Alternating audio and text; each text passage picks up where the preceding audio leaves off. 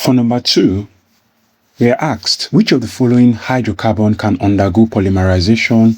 We're given a couple of options: alkane and alkene, alkyne and benzene, alkane and alkyne, and we have alkane and alkyne.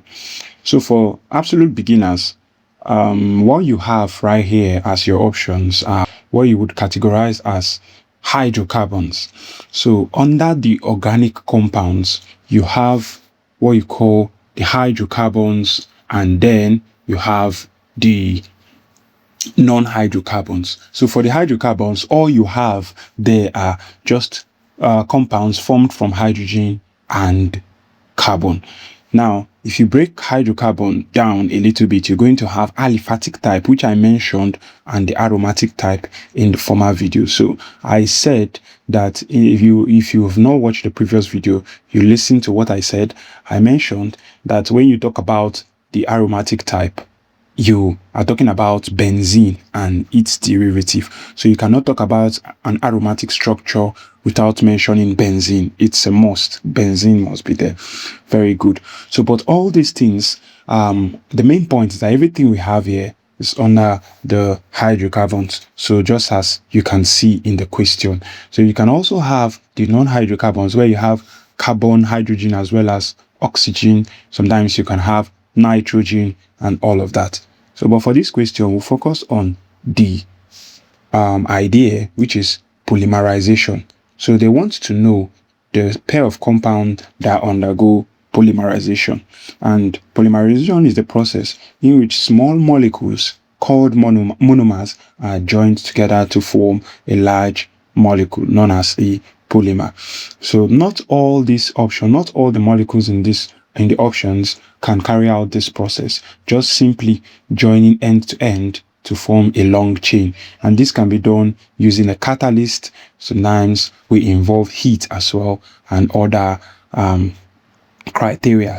So when you do this, you can say you've carried out polymerization. Just join molecules together, and we want to find out the molecules that actually do this. So we have two common types of polymerization. We have addition and we have condensation. So addition in monomers, that is, maybe if we have agreed that alkanes carry out this, then you see, or alkenes for instance, is to just join end to end and without the loss of any atom. But sometimes when they join, they lose some molecules like water molecules. So that one now is condensation polymerization, and that takes place in nylon and protein. However, addition takes place in ethene, or alkenes takes place in alkenes. And for instance, the second member of the alkenes is the ethene. So when it joins, it forms polyethene. And most times you go to buy something from the supermarket and you ask them to give you polyethene bag or polyethylene bag. So that's what we're talking about here. It's an additional polymer. Alkenes and alkynes undergo polymerization because they contain multiple bonds. So these multiple bonds open up, allowing molecules to link repeatedly into long chain. So alkenes and alkynes, what we used to know them is that they carry out addition reaction. Addition reaction can lead to polymer formation.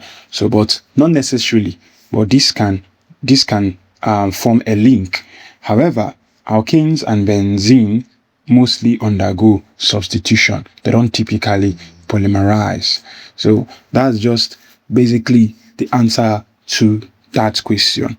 So we'll be moving straight to the next question. But the answer to this question would be D, alkenes and alkynes.